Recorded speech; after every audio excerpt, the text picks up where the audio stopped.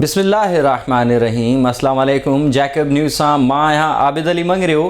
पेश आहिनि हिन वक़्त जूं हेडलाइंस। जैकबाबाद जे फैमिली लैन पाड़े जे 18 वरहनि जे नौजवान दिलावर दश्ती पाण खे पखे सां ॿधी फाहो खाई आपघात करे छॾियो। आपघात जो कारण मालूम न थी सघियो। नौजवान जो मढ़ पहुचण ते संदसि घर भातियुनि में कोहराम। ज़रियनि मूजिब नौजवान सेप्को लाइनमैन मेज़र दश्ती जे घर में आपघात कयो आहे। जांच करे रहिया आहियूं पुलिस। जैकबाबाद वेझो दिलमुराद थाणे जी हद ॻोठ शमसुद्दीन खोसो में ज़मीन ते हर काहिण जी ॻाल्हि तां मोची ऐं बिरोही बिरादरी जी ॿिनि धुरियुनि में झेड़ो। कुहाड़ियूं लॻण सबबि 3 ॼणा ज़ख़्मी, सिविल अस्पताल मुंतक़िल।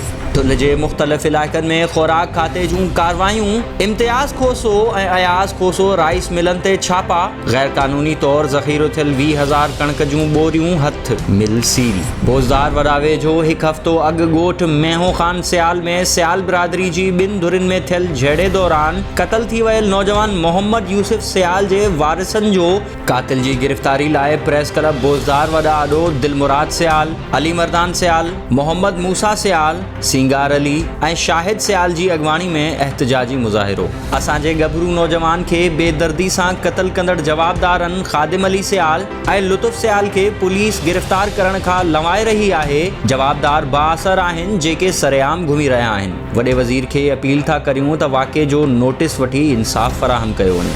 सखर पुलिस जो ॿिए ॾींहुं बि बागड़जी जे कच्चे वारे इलाइक़े में ख़ाली घरनि खे बाहियूं ॾियण जो सिलसिलो जारी।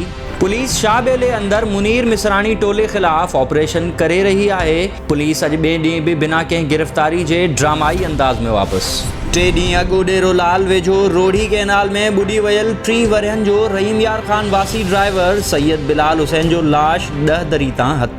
मुख़्तियारकार मटियारी मूजिब ज़रूरी कार्रवाइनि बाद लाश वारिसनि हवाले कयो वियो आहे।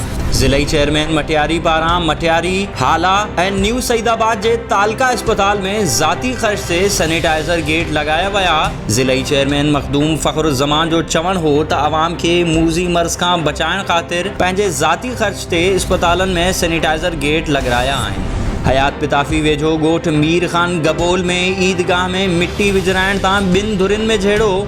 80 वरहनि जो रिटायर्ड उस्ताद अली नवाज़ गबोल दिल बीहण सबबि फौत। पेश इमाम जे पुट ग़ुलाम सरवर जो चवणु हो त ईदगाह में मिट्टी विझराइण तां इलाइक़े जे बाअसर मास्तर आशिक़ गबोल ऐं जलाल गबोल पारां मुंहिंजे वालिद सां बद इख़्लाक़ी कई वई ऐं धिक्का पिणु ॾिना विया, जंहिं सबबि संदसि तबियत ख़राब थी वई। दिल बीहण सबबि हू लाॾाणो करे वियो। पोस्टमार्टम रिपोर्ट अचण बाद संदन ख़िलाफ़ क़त्ल जो केस दाख़िल कराईंदासीं। दरिया ख़ान मरी भरिसां झुलण जी जाड़ी में सूमरा बिरादरी जी 2 धुरियुनि में झेड़ो। लठियूं ऐं कुहाड़ियूं लॻण सबबि 2 औरतुनि समेत 11 ॼणा ज़ख़्मी। मखली में डीसी चौक वेझो डीएसपी इफ्तिखार शाह जी मौजूदगी में पुलिस मरीज़ खे खणण लाइ वेंदड़ एम्बुलेंस खे रस्तो न ॾिनो। अमले पारां इलाज करण बावजूद बि खेनि न छॾियो वियो। CPR में मौजूद मरीज़ फौत। ही हुई हिन वक़्त ताईं जो हेडलाइंस। वधीक तफ़सील लाइ विज़िट कयो असांजी वेबसाइट www.jacobnewshd.com ऐं फेसबुक ते फॉलो कयो। ॾिसंदा रहो जैकब न्यूज़, ख़बर खां हक़ीक़त ताईं।